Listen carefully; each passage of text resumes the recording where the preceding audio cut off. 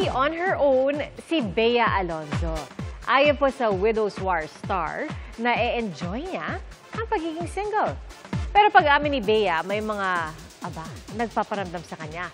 Pero wala naman siyang dinedate exclusively. Hindi naman daw niya sinasara ang puso pagdating sa pag-ibig. Mahalaga raw sa kanya ang strong connection.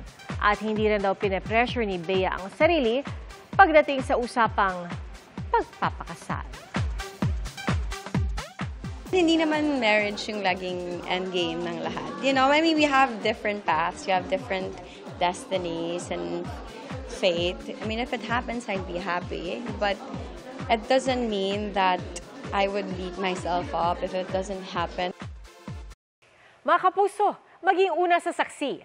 Mag-subscribe sa GMA Integrated News sa YouTube para sa iba't ibang balita.